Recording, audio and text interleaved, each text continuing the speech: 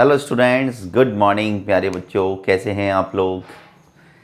मैं उम्मीद करता हूं कि सभी बच्चे बहुत अच्छे होंगे, घर पे होंगे, सुरक्षित होंगे और खूब मन लगा के पढ़ रहे होंगे। प्यारे बच्चों, हमने प्रीवियस क्लास में सीखा था chapter 2 linear equation in one variable. तो चैप्टर 2 का जो एक्सरसाइज 2.1 थी वो हमने लास्ट क्लास में कंप्लीट कर ली थी और सभी बच्चों को अच्छी तरह से समझ में आ गई होगी। आज की इस क्लास में प्यारे बच्चों हम शुरू करने जा रहे हैं एक्सरसाइज 2.2 और एक्सरसाइज 2.2 में हमें सीखना है application of linear equation in one variable. Application of linear equation in one variable. प्यारे बच्चों, एप्लीकेशन का मतलब होता है उपयोग, अनुप्रयोग, यानी कि हमारी जो लीनियर इक्वेशन है वन वेरिएबल की, इनको हम अपनी दैनिक जीवन में, हमारी जो रियल लाइफ प्रॉब्लम्स होती हैं या डेली लाइफ की जो प्रॉब्लम्स होती हैं, जिनको हम वर्ड प्रॉब्लम्स भी कहते हैं, तो वर्ड प्रॉब्लम्स को सॉल्व करने के लिए linear equation in one variable कैसे हमारी हेल्प करती हैं, ये हम एक्सरसाइज 2.2 में सीखेंगे। तो आइए शुरुआत करते हैं एक्सरसाइज 2.2। ओके बच्चों, मैं ये एक्सपेक्ट करता हूँ कि सभी बच्चे जब भी मैथ की क्लास अटेंड करें, there will be your maths class every Wednesday, तो जब भी आप मैथ्स की क्लास अटेंड करें आपके पास में मैथ्स की बुक ज़रूर होना चाहिए, क्योंकि without mathematics book you can't study this subject very well. Understood बेटा? चलिए तो देखते हैं एक्सरसाइज 2.2 क्वेश्चन नंबर 1। तो बच्चों, मैं आपको वर्ड प्रॉब्लम है तो वर्ड प्रॉब्लम को पहले मैं रीड करूँगा, आपको समझाऊँगा कि इस प्रॉब्लम में हमें क्या गिवन है, क्या फाइंड आउट करना है। तो आप ध्यान से सुने, क्योंकि वर्ड प्रॉब्लम में अगर प्रॉब्लम को पढ़ने के बाद अगर आपको ये समझ में आ गया कि what actually is given in the problem and what we have to find out, तो डेफिनेटली जो हमें फाइंड आउट करना है उसे हम लेट कर लेंगे और एक वेरिएबल x, जो हमारा अननोन वेरिएबल x है, उस फॉर्म में हम इसे लेट कर लेंगे, गिवन कंडीशंस का यूज़ करेंगे और गिवन कंडीशंस का यूज़ करके हम उस अननोन वेरिएबल x की वैल्यू कैलकुलेट कर लेंगे। ठीक है बेटा? चलिए तो शुरू करते हैं फर्स्ट क्वेश्चन से। फर्स्ट क्वेश्चन है, if you subtract 1/2 from a number and multiply the result by 1/2, you get 1/8. What is the number?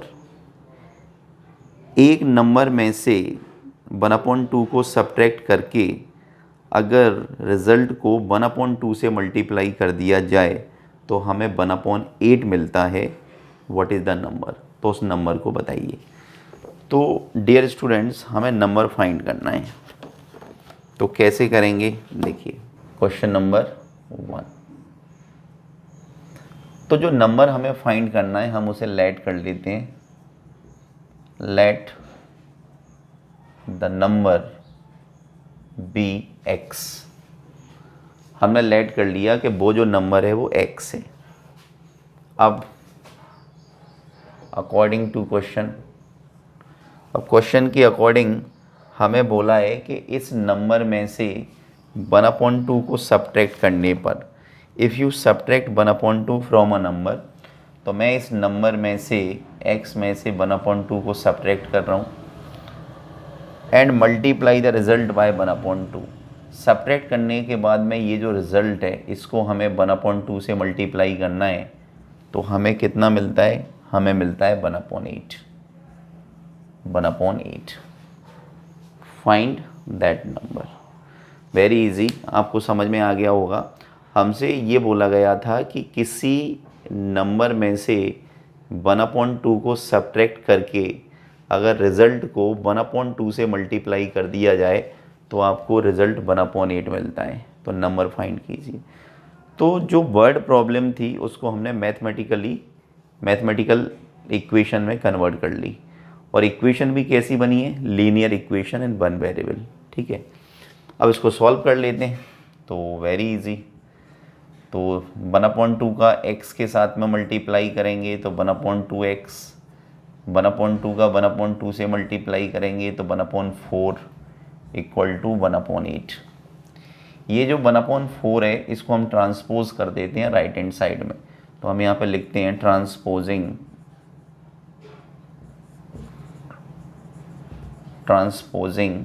1/4 to right hand side, transposing 1/4 to right hand side.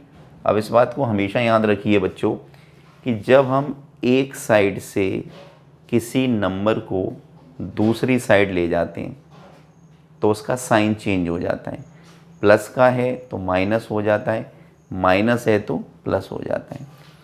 तो ये नेगेटिव 1/4 है, right hand side में जाके positive हो जाएगा। तो 1/2x is equal to 1/8 plus 1/4। LCM ले लेते हैं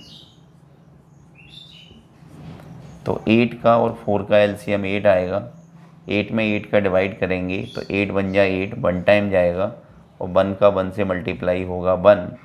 8 में 4 का डिवाइड करेंगे, 4 2 जाए 8, 2 टाइम्स जाएगा और 2 का 1 से मल्टीप्लाई करेंगे 2 बन जाए 2। तो डियर स्टूडेंट्स ये आ गया हमारे पास 1/2x इक्वल टू 1 और 2 3/8। अब इसे हमें फर्दर सॉल्व करना पड़ेगा, है ना, आगे भी इसे सॉल्व करना पड़ेगा x की वैल्यू निकालने के लिए। तो आप ये देखो बच्चों कि x में 2 का डिवाइड हो रहा है, x में 2 का डिवाइड हो रहा है।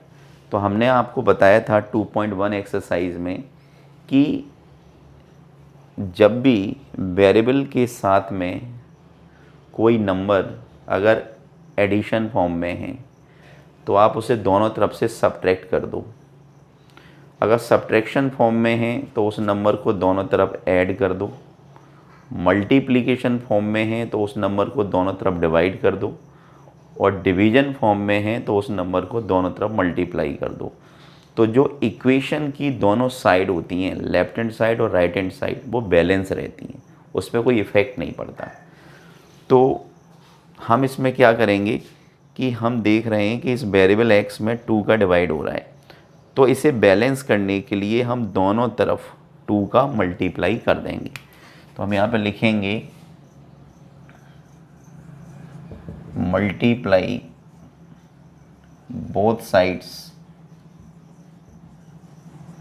Bye 2, multiply both sides bye 2, यानी कि दोनों तरफ 2 का मल्टीप्लाई कर रहे हैं।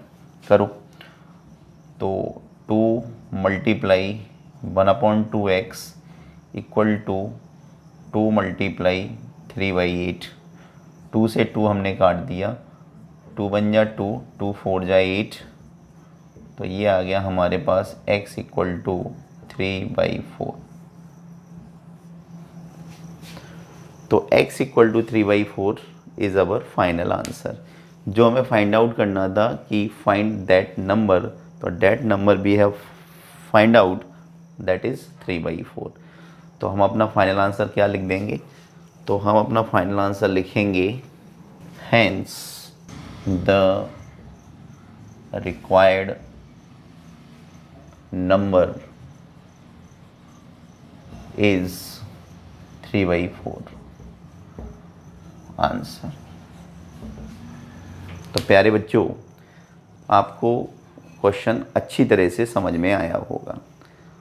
और वर्ड प्रॉब्लम में जो हमने आपको समझाया कि वर्ड प्रॉब्लम में इम्पॉर्टेंट होता है कि क्वेश्चन को आपने रीडिंग करने के बाद, क्वेश्चन को आपने रीड किया, रीड करने के बाद में आपने अगर प्रॉब्लम का मीनिंग समझ लिया कि प्रॉब्लम हमसे क्या कह रही है,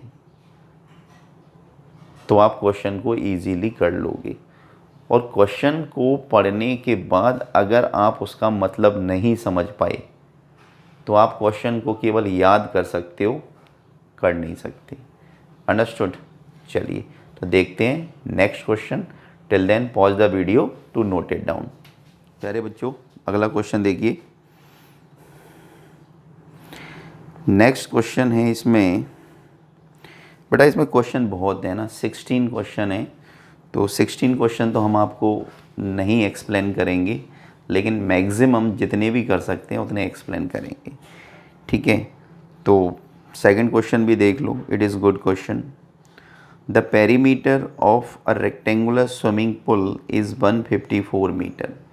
कोई स्विमिंग पूल है, आप जानते हैं स्विमिंग पूल का मीनिंग क्या होता है ना, नहाने का कोई तालाब है और वो रेक्टेंगुलर शेप में है। रेक्टेंगुलर का मतलब होता है रेक्टेंगल की शेप में है, और उसका जो पेरीमीटर है वो 154 मीटर है।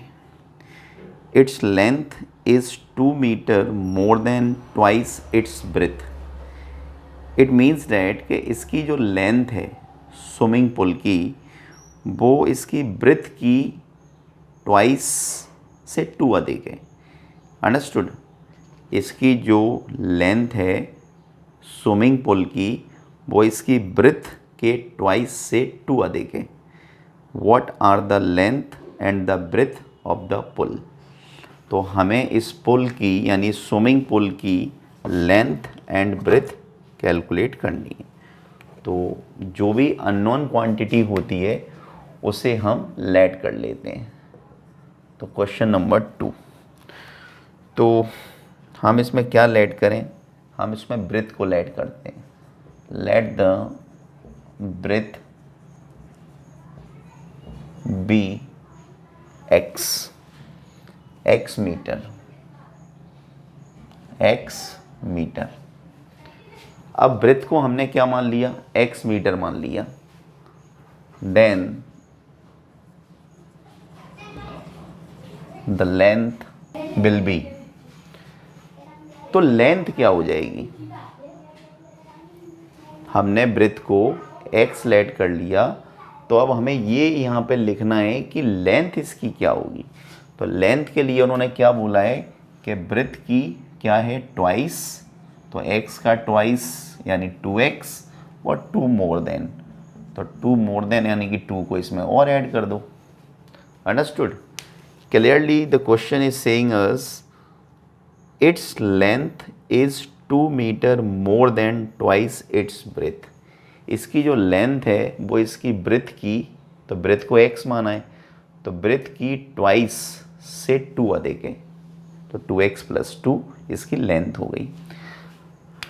अब प्यारे बच्चों, हमें क्वेश्चन में गिवन है पेरीमीटर। क्या गिवन है? पेरीमीटर। तो perimeter of pool equal to 154 metre. हमें इस स्विमिंग पूल का पेरीमीटर कितना गिवन है? 154 मीटर।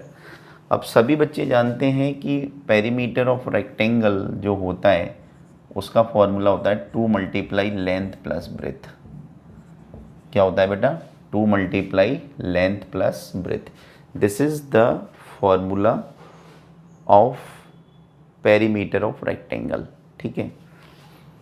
तो 2 × लेंथ हमें पता है कितनी है, 2x + 2, 2x + 2 प्लस ब्रेथ हमने कितना लेट किया है, x = 154।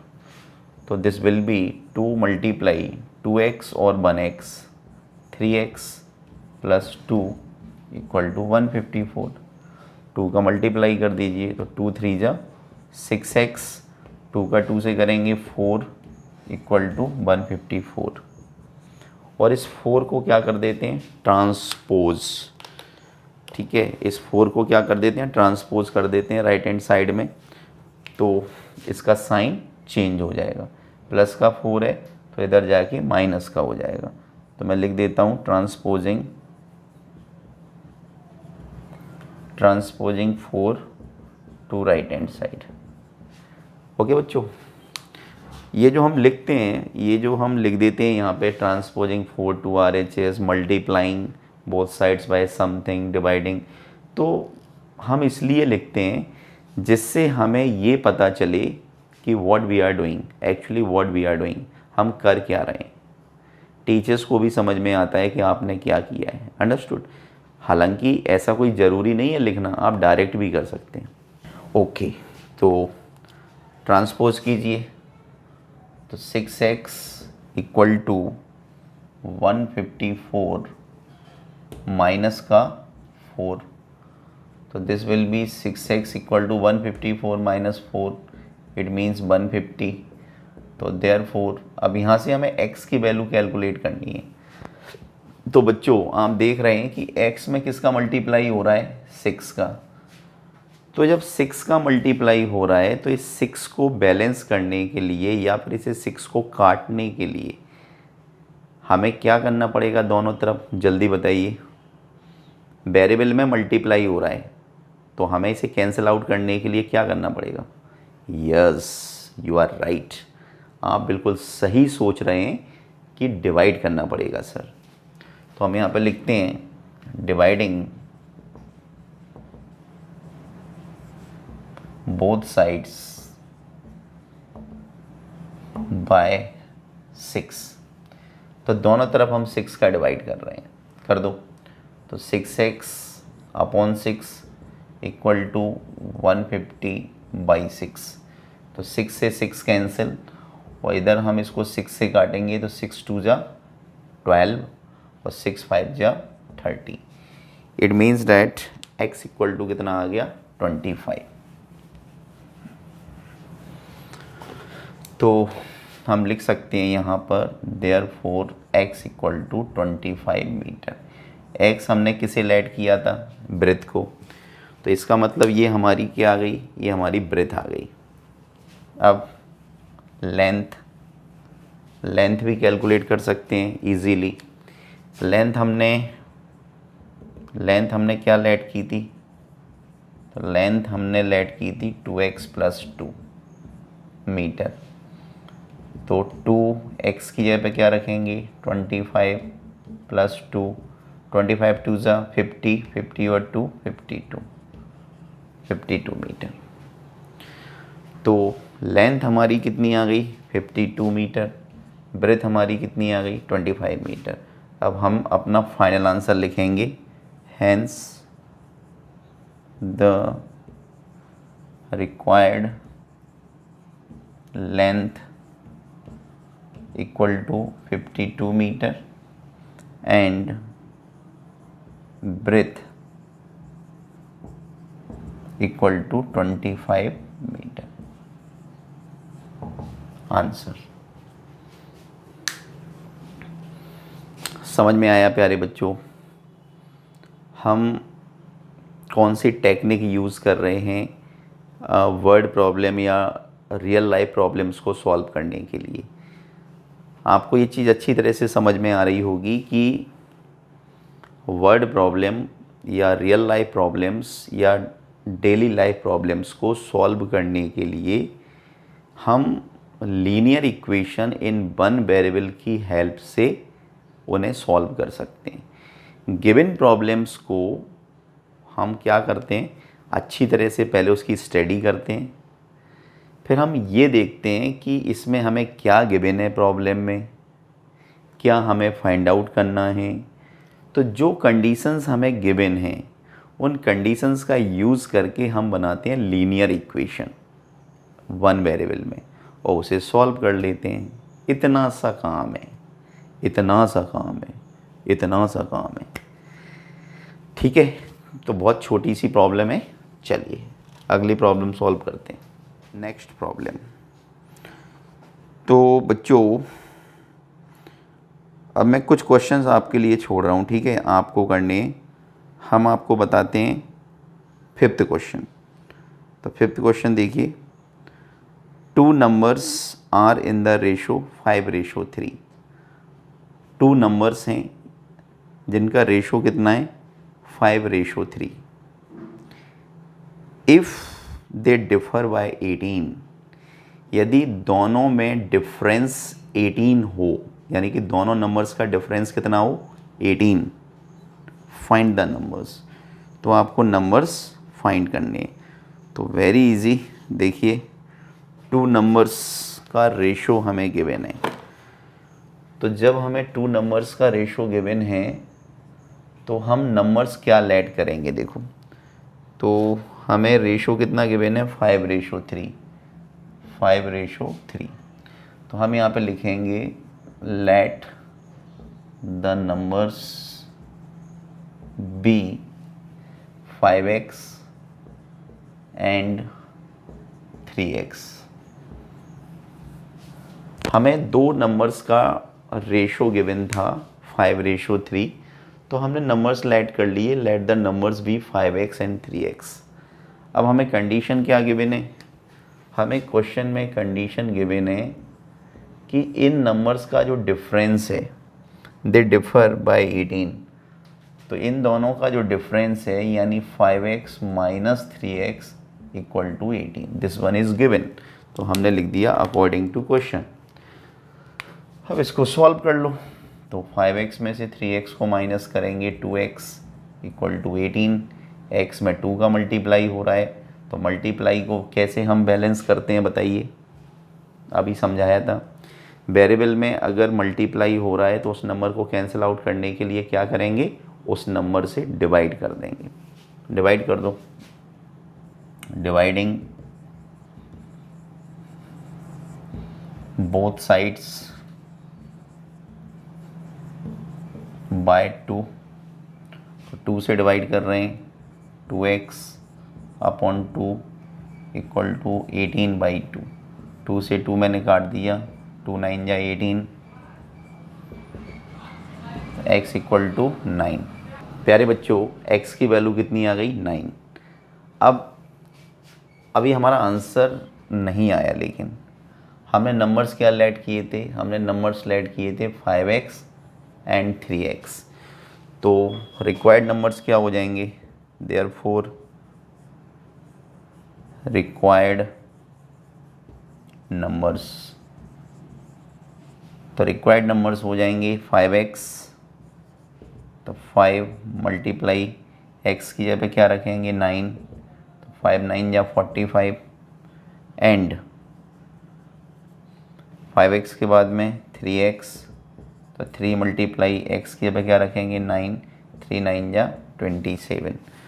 तो हमारे रिक्वायर्ड नंबर्स क्या क्या आ गए बच्चों, 45 एंड 27। और जो कंडीशन गिवन थी ना कि इनका डिफरेंस 18 है, तो आप चाहो तो अपना आंसर चेक भी कर सकते हो। कैसे कि 45 और 27 ये हमारे दोनों नंबर आ गए, और जब आप इन्हें सब्ट्रैक्शन करेंगे 15 में से 7, तो देखो दोनों नंबर्स का डिफरेंस कितना आ रहा है, 18 आ रहा है। 3 में से 2 जाएगा 1, 15 माइनस 7 8, 3 माइनस 2 1। तो you can also verify your answer whether your answer is correct और नॉट। आप अपने आंसर को चेक भी कर सकते हैं, ठीक है। तो आई होप कि आपको ये 5th क्वेश्चन समझ में आ गया होगा। आप इसको जल्दी से नोट डाउन कर लीजिए, जिससे हम बढ़ते हैं कुछ और क्वेश्चंस की तरफ। ओके, तो नेक्स्ट क्वेश्चन देखते हैं बच्चों। चलिए हम आपको 6 7 8 ये तीनों सेम क्वेश्चन है, 6 7 8। तो इसमें से एक क्वेश्चन समझाते हैं। तो कौन सा समझाएं बताइए। वेरी इजी, 6 भी सिंपल है, 7 भी सिंपल है, 8 भी सिंपल है, ठीक है। तो देखो 6 में लिखा है 3 consecutive integers add up to 51। 3 consecutive integers हैं। अब इसमें जो वर्ड यूज़ हुआ है consecutive integers, तो consecutive integers का मतलब क्या होता है, पहले तो आप इस चीज़ को समझें। consecutive numbers, consecutive integers, consecutive numbers। तो consecutive का मतलब होता है क्रम से आने वाले, क्रमागत, जैसे 1 2 3 4 अप टू इनफाइनाइट। ये कंजेकेटिव नेचुरल नंबर्स हैं, है ना। अब कंजेकेटिव इवन नंबर्स यानी कि क्रमागत सम संख्याएं, 2, 4, 6, 8, 10 up to infinite. Consecutive odd numbers like 1, 3, 5, 7, 11 up to infinite. तो कंजेकेटिव का मतलब होता है number and just next number. Understood. तो आपको ये कंजेकेटिव का मतलब समझ में आ गया होगा. अब देखिए आगे. तो 3 consecutive integers add up to 51. 3 consecutive integers हैं, जब आप इन्हें ऐड कर देते हैं तो इनका ऐड कितना आता है 51. What are these integers. तो आपको इन इंटीजर्स को फाइंड आउट करना है. तो हम कंजेकेटिव 3 कंजेकेटिव इंटीजर्स जो हमारे हैं, जो हमें फाइंड आउट करना है, हम उन्हें सबसे पहले लेट करेंगे. तो देखिए क्वेश्चन नंबर 6. तो let 3 consecutive integers be x, x+1 and x+2. हमने क्या कर लिया प्यारे बच्चों कि हमें 3 कंजेकेटिव इंटीजर्स कैलकुलेट करने थे. तो वो हमने क्या लेट कर लिए, x में 1 को प्लस करेंगे x+1, x+1 में 1 को प्लस करेंगे x+2. अंडरस्टूड. अब हमें कंडीशन क्या दे रखी है अकॉर्डिंग टू क्वेश्चन.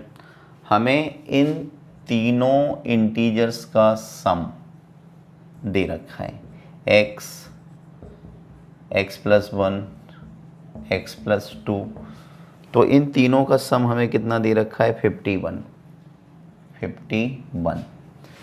तो सॉल्व कर लो. अब तो बहुत आसान है.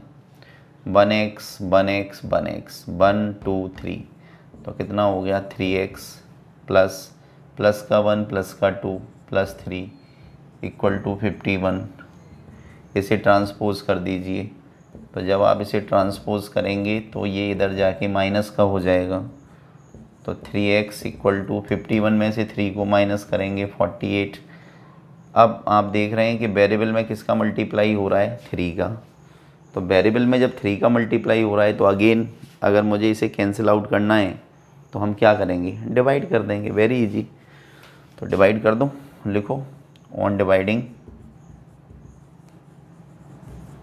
Both sides bye 3. तो 3 का डिवाइड कर रहे हैं, करो. 3x upon 3 equal to 48 upon 3. 3 से 3 कैंसिल. 3 1 जा 3, 3 16 जा 48. तो x की वैल्यू कितनी आ गई, therefore x equal to 16. What we have got? We have got x equal to 16. But x equal to 16 is not our answer, है ना. हमारा आंसर क्या आएगा, जो हमने लेट किया है उसमें हम x की जगह पे x की वैल्यू रख देंगे. Therefore required consecutive integers.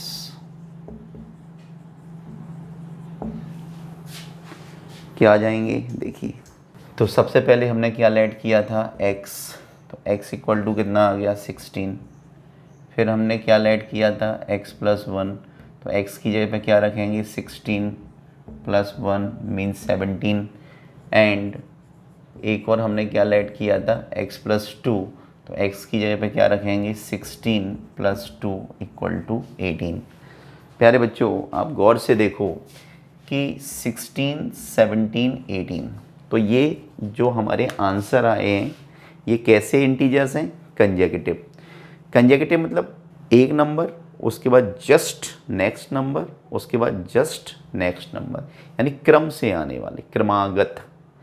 Consecutive का मीनिंग क्या होता है, क्रमागत, क्रम से आने वाले. तो 16 के बाद 17 के बाद 18 है ना कंजेकेटिव. तो लिख दीजिए हैंस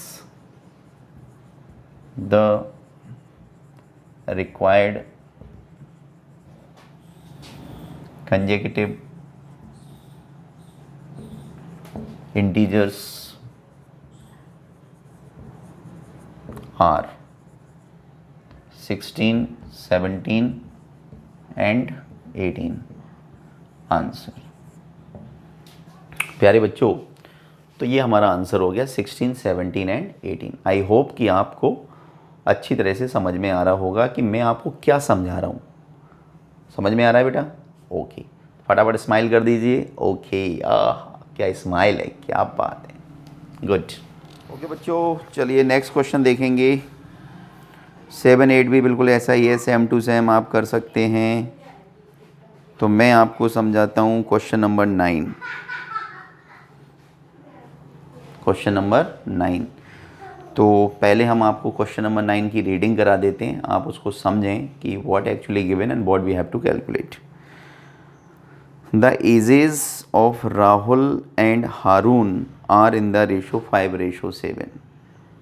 राहुल एंड हारून की एजेस का जो रेशो है, यानी उनकी जो उम्र है, उनकी जो आयु है, उनकी जो एज है, उनका रेशो कितना है?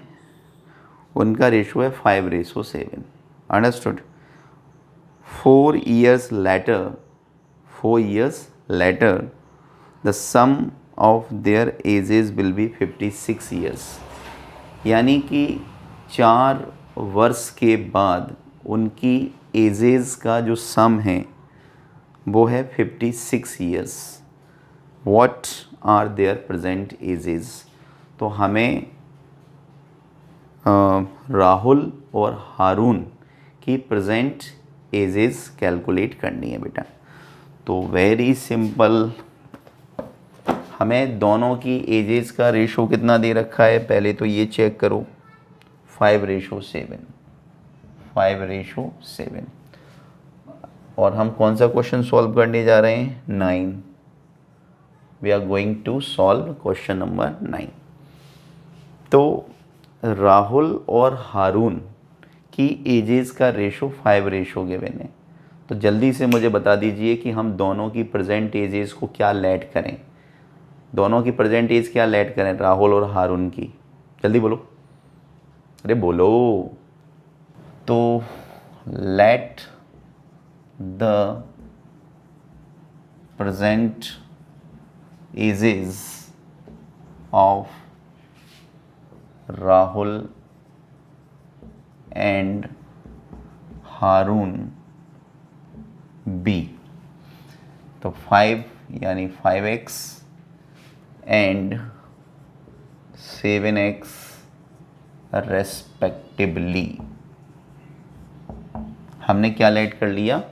हमने राहुल और हारून की जो एज का जो रेशो हमें गिवन था, तो उस रेशो से हमने दोनों की एज को लेट कर लिया। 5x, राहुल की प्रेजेंट एज कितनी है? 5x, और हारून की प्रेजेंट एज कितनी है? 7x। Understood?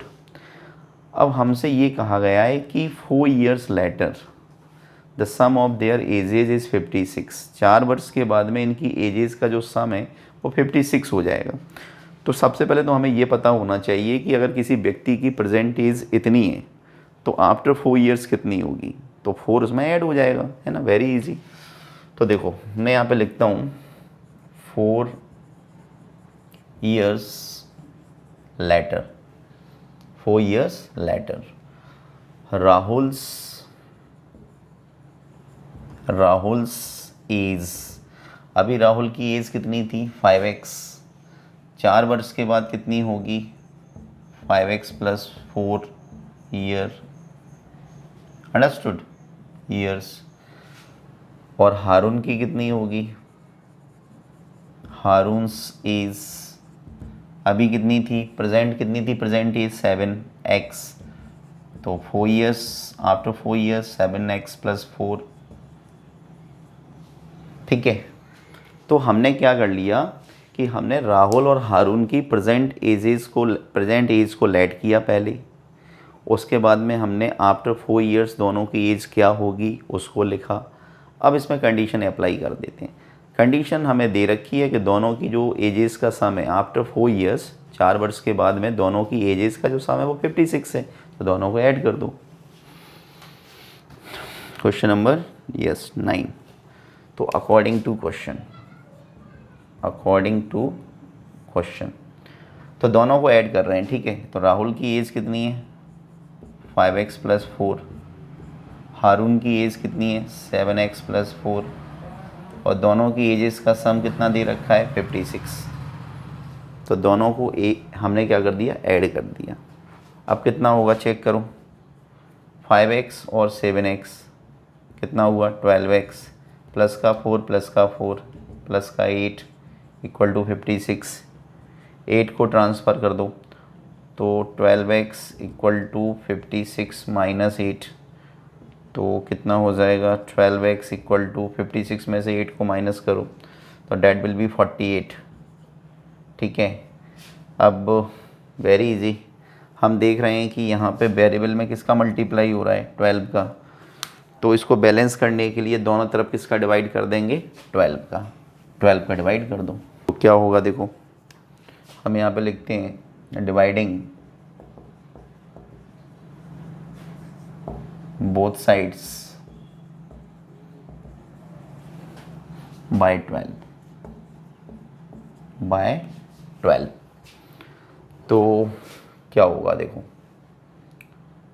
12x divided by 12 equal to 48 divided by 12।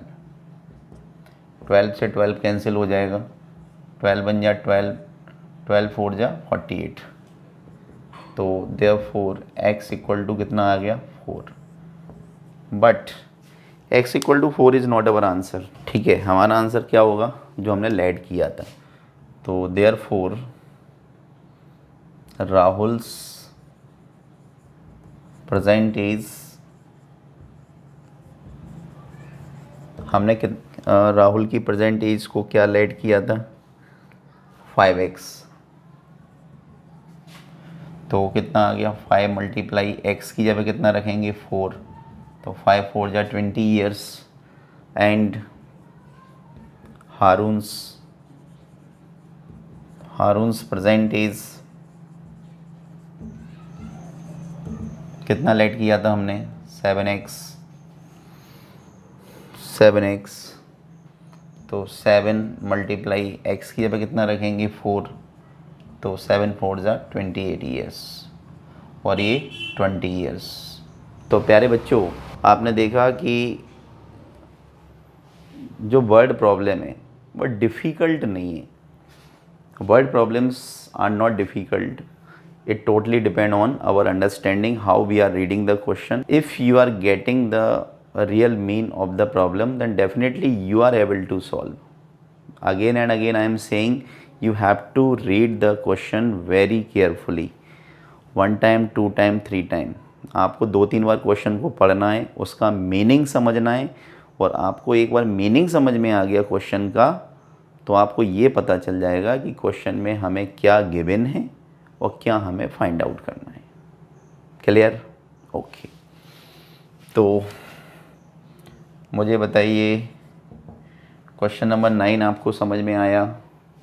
ये बहुत अच्छा क्वेश्चन है, याद रखना, ठीक है। चलिए 1-2 क्वेश्चन और करेंगे, उसके बाद एक्सरसाइज 2.2 हमारी कंप्लीट। देखिए बच्चों, तो 9 हमने आपको समझा दिया, 10th भी सेम टू सेम ऐसा है, 11 भी ऐसा ही है सेम टू सेम, 12 भी ऐसा ही है, 13 समझाता हूँ, ठीक है। So I am explaining question number 13। देखिए, a rational number is such that when you multiply it by 5/2 and add 2/3 to the product, you get -7/12. what is the number? किसी rational number को 5/2 से मल्टीप्लाई करके product में अगर 2/3 को add किया जाए तो रैशनल नंबर -7/12 हमें मिलता है। What is the number? तो बताइए नंबर क्या है, यानी we have to find out the rational number. Okay, तो देखो हम करने जा रहे हैं क्वेश्चन नंबर 13। तो रैशनल नंबर को लेट कर लेते हैं सबसे पहले। तो let the rational number be x. तो हमने जो अननोन क्वांटिटी जो भी होती है या अननोन जो भी हमें कैलकुलेट करना होता है प्रॉब्लम में, हम हमेशा उसे एक वेरिएबल के फॉर्म में लेट कर लेते हैं। और वेरिएबल आप कुछ भी ले सकते हैं, x y z anything else, है ना। एक्स कंफर्टेबल है तो हम एक्स ही लेते हैं हमेशा। अब प्यारे बच्चों, कंडीशन क्या दे रखी है अकॉर्डिंग टू क्वेश्चन। अब हमसे ये बोला है उन्होंने, a rational number is such that when you multiply it by 5/2। जब आप इस रैशनल नंबर को 5/2 से मल्टीप्लाई करते हैं, तो भाई मैंने 5/2 से मल्टीप्लाई कर दिया, and add 2/3 to the product, और इन दोनों के प्रोडक्ट में आप 2/3 को ऐड करते हैं, तो आपको रैशनल नंबर कितना मिलता है? -7/12। बस इतना सा क्वेश्चन है। एक रैशनल नंबर को आप जब 5/2 से मल्टीप्लाई करते हैं और उसके बाद दोनों का जो प्रोडक्ट आता है उसमें 2/3 को ऐड करते हैं, तो आपको नंबर क्या मिलता है? -7/12। Find the number. तो अब तो बहुत आसान है। जब आपने इसको देखो, गिवन प्रॉब्लम्स को अगर आपने मैथमेटिकली इक्वेशन में कन्वर्ट कर लिया, फिर तो लीनियर इक्वेशन को सॉल्व करना तो बहुत आसान है ना। तो क्वालिटी क्या है? क्वालिटी है वर्ड प्रॉब्लम को पढ़ के उसको मैथमेटिकली इक्वेशन के फॉर्म में अरेंज करना, बस। अब हम क्या करें? हम इस 2/3 को ट्रांसफ़र कर देते हैं। करो तो 5/2x इक्वल टू माइनस का 7/12 प्लस का 2/3 है, उधर जाके माइनस का हो जाएगा। तो 5/2x इक्वल टू, दोनों का एलसीएम ले लो, 12 और 3 का एलसीएम कितना आएगा? 12। 12 बन जा 12, 1 टाइम गया, 1 का -7 से इंटू करेंगे -7, 3 4 जा 12, 4 बार जाएगा, और 4 का -2 से इंटू करेंगे तो माइनस का 8। अच्छा बच्चों, मुझे एक बात बताओ कि मैंने 12 का और 3 का एलसीएम 12 लिख दिया डायरेक्ट। आप लोगों को एलसीएम लेना आता है ना? नहीं आता तो आप ऐसे भी लेके देख सकते हैं। जैसे सपोज़ आपने 2 से किया, 2 6 जा 12, 3 का 3, फिर आपने 2 से किया, 2 3 जा 6, 3 का 3, फिर आपने 3 से किया, 3 1 जा 3, तो तीनों का मल्टीप्लाई कर दो। 2 का 2 से करेंगे 4, 4 का 3 से करेंगे 12। ठीक है, तो ये मैं इसको डायरेक्ट में कर देता हूँ। तो 5/2x माइनस का 7 माइनस का 8 कितना हुआ? -15/12। ओके, ठीक है। अब आप ये देखिए कि हम क्या कर सकते हैं। देखो बच्चों, x में किसका मल्टीप्लाई हो रहा है? 5/2 का। तो इस 5/2 को कैंसिल आउट करने के लिए देखो यहाँ पे दो काम किए जा सकते हैं। देखें तो इसमें 5 का मल्टीप्लाई हो रहा है, तो दोनों तरफ आप 5 का डिवाइड कर दो, तो 5 से 5 कट जाएगा दोनों तरफ। फिर इसमें 2 का डिवाइड हो रहा है, तो आप 2 का दोनों तरफ मल्टीप्लाई कर दो, उससे भी क्या होगा कि 2 से 2 कट जाएगा और x हमारा सिंगल बचेगा और हमारा आंसर आ जाएगा। एक काम और भी कर सकते हैं कि 5/2 का मल्टीप्लाई हो रहा है, और अगर मैं दोनों तरफ इसके रेसिप्रोकल का मल्टीप्लाई कर दूं, मतलब 2/5 का मल्टीप्लाई कर दूं, जैसे अभी ये 5/2 है ना, और अगर हम दोनों तरफ किसका मल्टीप्लाई कर दें? 2/5 का। 2/5 का इधर और 2/5 का इधर, तो चेक करो कि देखो 2 से 2 कैंसिल हो जाएगा, 5 से 5 कैंसिल हो जाएगा, x अकेला बचेगा, है ना। तो हम ये कर सकते हैं, तो मैं यही कर रहा हूँ। तो मैं यहाँ पे लिख रहा हूँ कि मल्टीप्लाइंग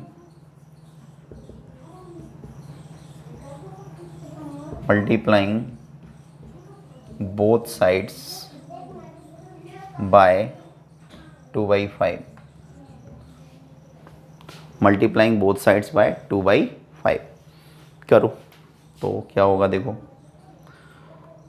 2/5 मल्टीप्लाई 5/2x और 2/5 मल्टीप्लाई माइनस का 15/12, 2 से 2 कैंसिल, 5 से 5 कैंसिल, इधर देखो 2 1 जा 2, 2 6 जा 12, 5 1 जा 5, 5 3 जा 15, 3 1 जा 3, 3 2 जा 6। तो x की वैल्यू कितनी आ गई, माइनस का 1/2। x की वैल्यू कितनी आ गई बच्चों, माइनस का 1/2। तो हम यहाँ पे लिख सकते हैं x इक्वल टू माइनस का 1/2। अंडरस्टूड, आया समझ में। तो लिख दीजिए hence the required rational number equal to minus का 1/2। आंसर।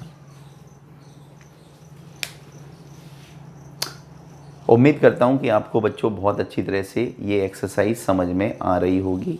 हर क्वेश्चन को हम आपको बहुत ही डीपली ले जाके समझा रहे हैं। पहले आपको प्रॉब्लम की रीडिंग करा रहे हैं, उसका मीनिंग समझा रहे हैं, हिंदी में भी समझा रहे हैं, और उसके बाद में कैसे अप्लाई करते हैं हम, आपको समझ में आ रहा होगा, है ना। चलिए एक क्वेश्चन और करेंगे, उसके बाद ये एक्सरसाइज हमारी कंप्लीट। ओके, तो last question of this exercise. तो I am going to explain the question number 14 which is very very important. ठीक है, देखिए, Lakshmi is a cashier in a bank. Lakshmi एक बैंक में कैशियर है। She has currency notes of denomination ₹100, ₹50 and ₹10 respectively. उसके पास 100 रुपये की नोट, 50 रुपये की नोट और 10 रुपये की नोट हैं। The ratio of the number of these notes is 2:3:5। अब उसके पास में in denominations number of notes of these denomination is 2:3:5। ठीक है, इस रेशो में उसके पास नंबर ऑफ नोट्स हैं 2:3:5। ठीक है, और she has currency notes of denomination, उसके पास यानी कि लक्ष्मी के पास में जो करेंसी है वो कितने नोट्स की है, ₹100, ₹100 और ₹50 और कितना 10, यानी 100 रुपये का नोट है उसके पास, 100 रुपये का नोट है, 50 रुपये का नोट है और 20 रुपये का नोट है। 100, 50 एंड 10, सॉरी 10 रुपीज़, 10 रुपये का नोट है। अब आगे इसमें लिखा है the total cash with Lakshmi is ₹4 lakh. Lakshmi के पास में यदि कुल मिलाकर 4 लाख रुपए हैं, तो how many notes of each denomination does she have. तो आपको ये बताना है कि उसके पास 100 रुपये के, 50 रुपये के और 10 रुपये के कितने कितने नोट हैं। ठीक है, what we have to calculate, we have to calculate number of notes of denomination of 100, 50 and 10 rupees. तो लेट कर लेते हैं। तो ये क्या है, क्वेश्चन नंबर 14। देखिए, तो हम यहाँ पे लिखते हैं let the number of notes of ₹100, ₹50 and ₹10 be. अब हमने क्या लेट कर लिया, हमने लेट कर लिया कि let the number of notes of ₹100, ₹50 and ₹10 be. तो क्या क्या हो जाएगा, ये रेशो से हमें पता चलता है कि हमें क्या ऐड करना है। तो 100 रुपीज़ के नोट कितने ऐड करेंगे, 2x, 50 के 3x एंड 10 के 5x, और एक वर्ड यूज़ कर रहे हैं रेस्पेक्टिवली। रेस्पेक्टिवली का मतलब होता है क्रम से। क्रम से का मतलब होता है जो पहले है उसके लिए पहला, जो बाद में है उसके लिए बाद में। जैसे फॉर एग्ज़ाम्पल कि ₹100 पहले है तो ₹100 के नोट्स कितने हैं, 2x। ₹50 बाद में हैं तो इसके लिए नोट्स कितने हैं, 3x। ₹10 सबसे बाद में है तो इसके नोट्स कितने हैं, 5x। ठीक है, तो ये जो वर्ड है मैथमेटिक्स में रेस्पेक्टिवली बहुत यूज होता है। It is very popular word, very popular, very very popular. Okay, अब प्यारे बच्चों, अकॉर्डिंग टू क्वेश्चन हमें ये पता है कि लक्ष्मी के पास टोटल कैश कितना है। टोटल कैश लक्ष्मी है, तो total cash, total cash with Lakshmi, with Lakshmi equal to ₹4 lakh. ठीक है, 4 लाख रुपए उसके पास में टोटल कैश है।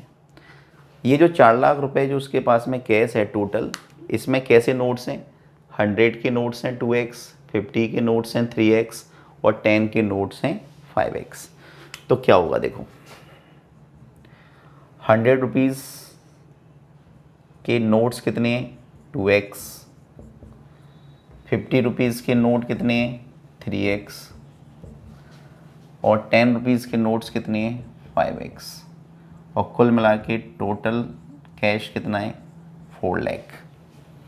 अब आप इसको सॉल्व कर लीजिए।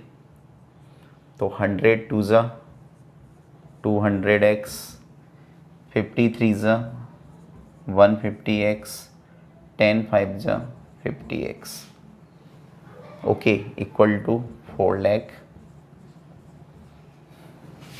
सभी को ऐड कीजिए, 200, 150, 350, 350 और 50, 400। तो 400x इक्वल टू 4 लाख। अब आप ये देखिए कि x में किसका मल्टीप्लाई हो रहा है, 400 का। तो हमें इस 400 को कैंसिल आउट करने के लिए दोनों तरफ किसका डिवाइड करना पड़ेगा, 400 का। तो हम यहाँ पे लिख सकते हैं डिवाइडिंग,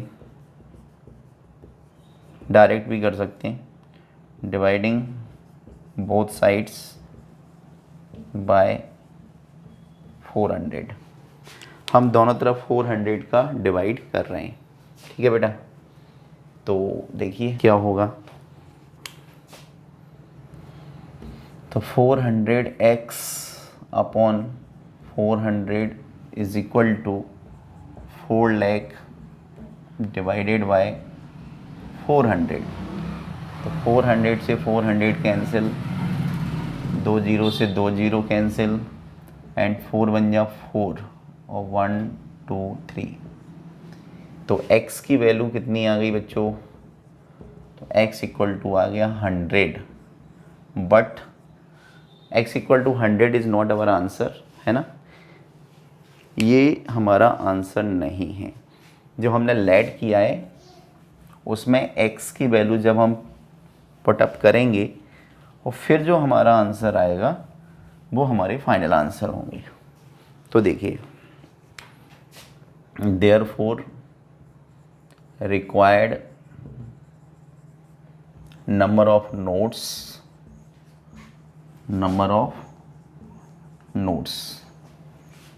आर। अब हमारे जो नंबर ऑफ नोट्स जो हमने लेट किए हैं वो हम कैलकुलेट करते हैं। तो 100 रुपीज़ वाले हमने कितने, तो ₹100 कितना लेट किया था हमने, ₹100 को, तो ₹100 को हमने लेट किया था कितना, 2x। तो 2 मल्टीप्लाई x की वैल्यू कितनी है, 1000, तो 2000। ₹50 के नोट्स को हमने क्या लेट किया था, 3x। तो 3 मल्टीप्लाई 1000 यानी कि 3000 एंड ₹10 को हमने कितना ऐड किया था 5x, तो 5 मल्टीप्लाई 1000 यानी कि 5000। तो प्यारे बच्चों 100 रुपीज़ के नोट्स लक्ष्मी के पास कितने हैं 2000, ₹50 के उसके पास नोट्स कितने हैं 3000 और ₹10 के उसके पास नोट्स कितने हैं 5000।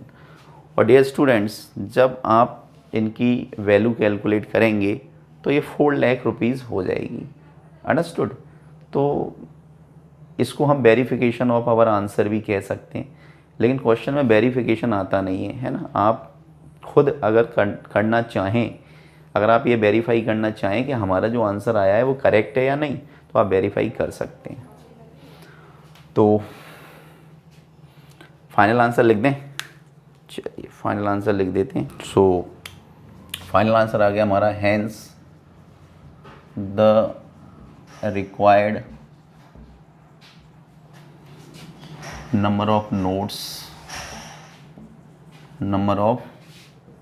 notes of hence the required number of notes of denomination ₹100, ₹50 and ₹10 are कितने कितने नोट्स आ गए 100 के कितने 100 के हैं 2000, 50 के कितने हैं 3000